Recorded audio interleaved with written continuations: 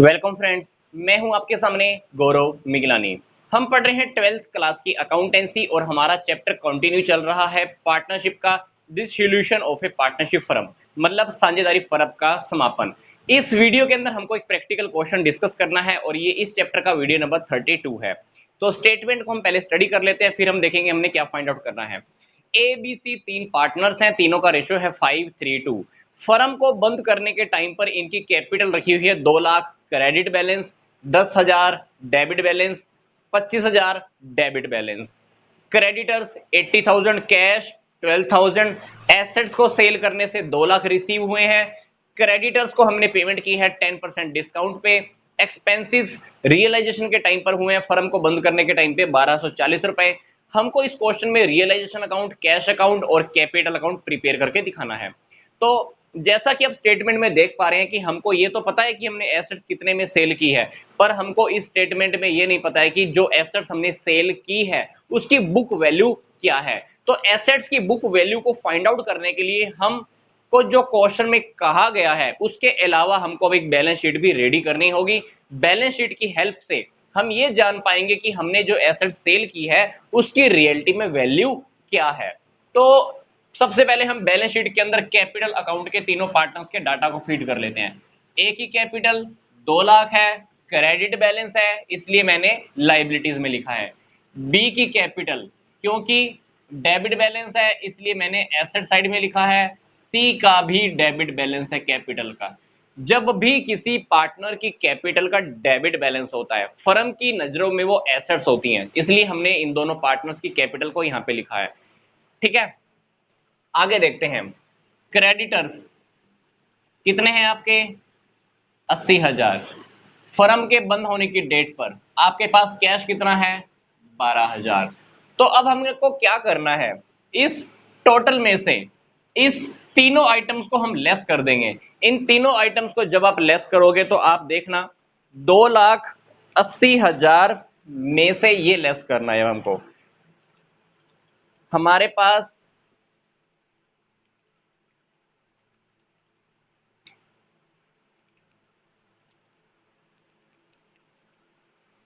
2,80,000 में से हमने ये लेस कर दिया है, तो हमारे पास जो डिफरेंस आया है वो आया है 233,000।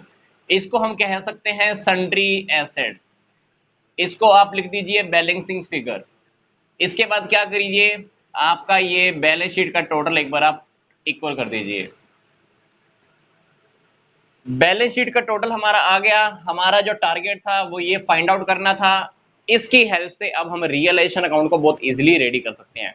तो जब भी हम रियलाइजेशन अकाउंट रेडी करते हैं सबसे पहले हम क्या करते हैं, एसेट्स को और लाइबिलिटीज के अकाउंट को हमें क्लोज करना होता है रियलाइजेशन अकाउंट में ट्रांसफर करके। तो सबसे पहले हम एसेट्स को ट्रांसफर करते हैं टू सन्ड्री एसेट्स। कितने में? 233। हमको बुक वैल्यू पता चल गया। क्रेडिटर्स को भी आप ट्रांसफर कर लीजिए यहां पर बाय क्रेडिटर्स। कितने हैं? 80,000। अब हमको क्वेश्चन की शुरुआत करनी है। आपको क्वेश्चन में कहा गया है एसेट्स को सेल करने से कितना पैसा मिला है? 2 लाख बाय कैश। एसेट्स को सेल करने से 2 लाख। और इधर आप क्या करोगे, क्रेडिटर्स की पेमेंट करोगे 10% डाउन पे। तो टू कैश अकाउंट क्रेडिटर है हमारे पास 80,000। 10% आपको पेमेंट कम करना है, तो 80,000 का 10% मतलब 8,000। बाकी आप पेमेंट कर दीजिए, दैट इज 72,000 रुपीज। हो गया।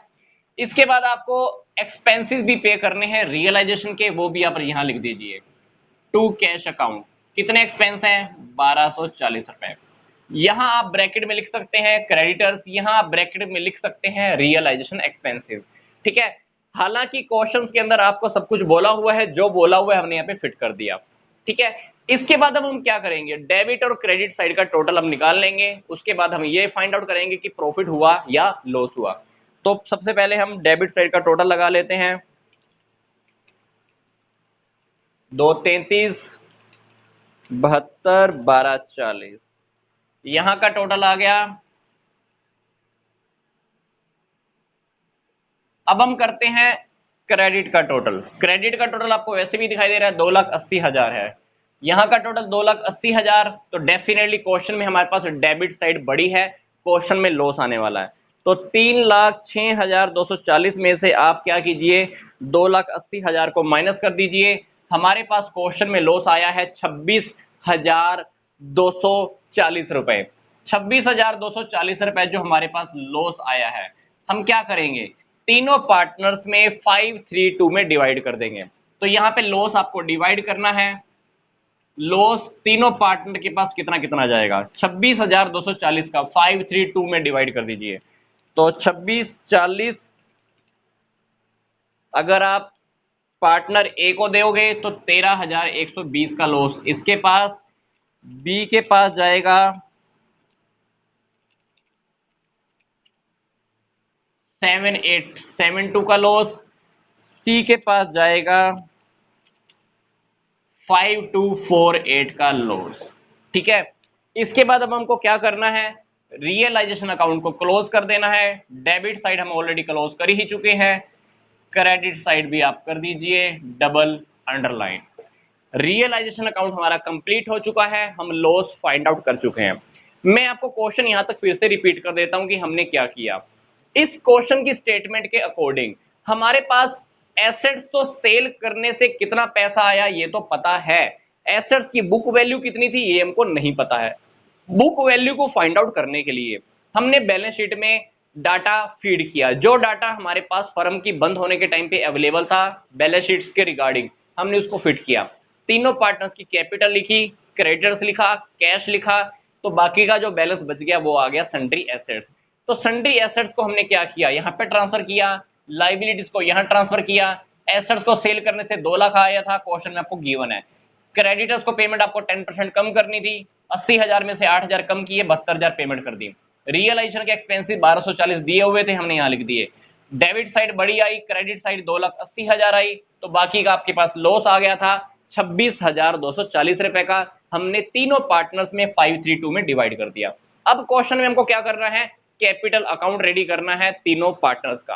तो तीनों पार्टनर्स की कैपिटल देखो, 2 lakh by balance B D, 2 lakh A का तो क्रेडिट बैलेंस है, बट बी और सी इन दोनों पार्टनर्स की देखिए कैपिटल का डेबिट बैलेंस है। तो हम इनकी शुरुआत यहां से करनी होगी, बी और सी की आपको डेबिट से शुरुआत करनी होगी क्योंकि हमारे पास डेबिट बैलेंस है 10,000, 25,000। इसके बाद हमको क्या करना है, सिंपल सी बात, पार्टनर्स के पास जो लॉस आया है ये लॉस आप तीनों पार्टनर्स में डिवाइड कर दीजिए टू रियलाइजेशन अकाउंट। तीनों के पास लॉस कितना कितना आया है, 13,120, 7,872 एंड 5,248। इसके अलावा आप क्वेश्चन में ये देख लीजिए कहीं हमारे पास कोई रिजर्व, वर्कमैन कंपनसेशन रिजर्व, कोई प्रॉफिट, कोई जर्नल रिजर्व डिवाइड करने के लिए तो नहीं है, या कोई लॉस पहले से ही पेंडिंग चल रहा हो। अगर वो होगा तो हम पार्टनर्स में इनके रेशो में डिवाइड कर देंगे। कोई प्रॉफिट होगा तो इनके क्रेडिट में ट्रांसफर हो जाएगा, कोई लॉस है तो इनके डेबिट में ट्रांसफर हो जाएगा। पर क्वेश्चन की स्टेटमेंट के अकॉर्डिंग हमारे पास कोई ऐसी आइटम नहीं है जो हम इनके डेबिट और क्रेडिट में और लिख सके। तो अब हमारा काम क्या है, पार्टनर्स की कैपिटल अकाउंट का आप टोटल कर दीजिए। तो ए के 2 लाख में से आप 13,120 लेस कर दीजिए,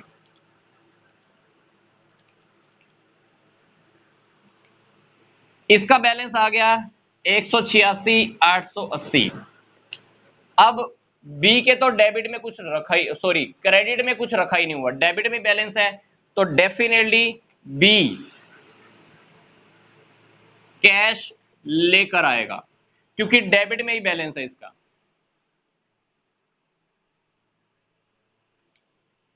फर्म ने इससे लेने हैं, देना तो कुछ था ही नहीं, जीरो, फर्म इससे पैसे मंगवाएगी। सी से देखिए 25,000 प्लस 5,248, 30,248 इससे मंगवाएगी क्योंकि सी के भी क्रेडिट में कुछ नहीं है, जीरो है यहां पर, फर्म इससे मंगवा लेगी। फर्म पेमेंट सिर्फ किसको करेगी, ए को। ए को पेमेंट कर दी फर्म ने इतनी, इससे मंगवा लिया, सी से भी मंगवा लिया। इसके बाद अपने को क्या करना है, दोनों साइड का टोटल इक्वल कर देना। 2 लाख इसका आ जाएगा 17,872, इसका आ जाएगा 30,248। सेम टोटल हमको क्रेडिट साइड में भी लिखना है। कैपिटल हम अकाउंट हमारा क्लोज हो चुका है। मैं आपको फिर से बता रहा हूं, कैपिटल अकाउंट की शुरुआत ए के क्रेडिट बैलेंस से की है, जैसा कि क्वेश्चन में गिवन था। बी की शुरुआत डेबिट बैलेंस से है, क्योंकि क्वेश्चन में आपको स्टेटमेंट ही ऐसे दी हुई है। उसके बाद हमने ए को फाइनल पेमेंट कर दी, बी और सी से इतना इतना पैसा मंगवा लिया, क्योंकि बी को फर्म ने कुछ देना तो था ही नहीं, पहले भी पैसे लेने थे दोनों से, लॉस डिवाइड कर देने की वजह से उनका लॉस और बढ़ गया, तो फर्म क्या करेगी, इन दोनों से पैसा मंगवा लेगी, तो ये दोनों पैसे लेकर आएंगे। अब हमको क्वेश्चन की वेरिफिकेशन करने के लिए कैश और बैंक अकाउंट, कैश या बैंक अकाउंट रेडी करना है। तो क्वेश्चन के अंदर हमारे पास कैश देखो स्टार्टिंग से कितना रखा हुआ है, 12,000। तो आप क्या कीजिए, ओपनिंग बैलेंस से शुरुआत कर लीजिए। मैं यहां पर क्वेश्चन को अभी शॉर्टकट में कर रहा हूं। 12,000 हमारे पास पहले से रखे हुए हैं। बैलेंस बीडी, जितना कैश हमारे पास रखा होता है हम क्या करते हैं, डेबिट से शुरुआत करते हैं। एसेट्स को सेल करने से हमारे पास कितना पैसा आया था, 2 लाख। 12,000 पहले से रखे हैं, 2 लाख हमारे पास और आ गया। बी और सी पैसा कितना लेकर आए, 17,872, 30,248। अब क्वेश्चन के अंदर स्टार्टिंग से शुरू हो जाना, ये देखना फर्म ने पेमेंट कहां कहां की है। क्रेडिटर्स को पेमेंट की है,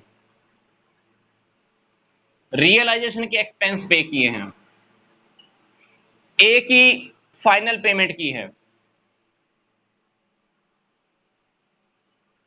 ठीक है। इसके बाद क्या करना है, एक बार आप टोटल करके देख लो। टोटल अगर इक्वल आ जाता है तो इसका मतलब है कि हमने क्वेश्चन में पीछे कोई गड़बड़ी नहीं की है। कैश अकाउंट की डेबिट और क्रेडिट की हम टोटल करके देख लेते हैं।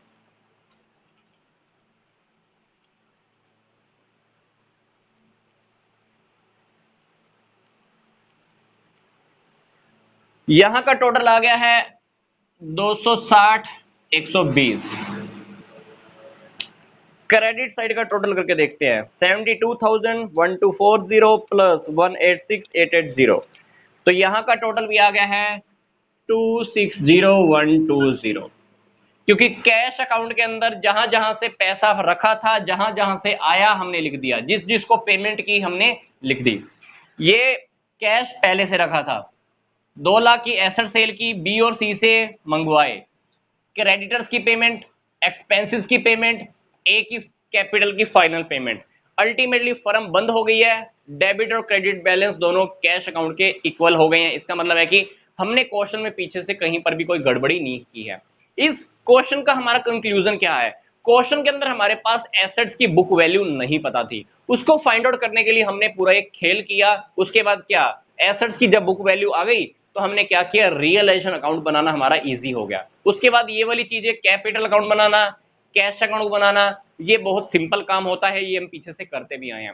तो किसी भी क्वेश्चन की स्टेटमेंट में पहले अपने को अच्छे से स्टडी करना होता है कि उस क्वेश्चन के अंदर क्या मिसिंग है, तो मिसिंग आइटम को निकालने के बाद हमारा क्वेश्चन आगे कंटिन्यू करना इजी हो जाता है। तो नेक्स्ट वीडियो के अंदर इसी क्वेश्चन का एक एक्सटेंशन वर्जन हम लेकर आने वाले हैं। तो मिलते हैं जल्दी से नेक्स्ट वीडियो में।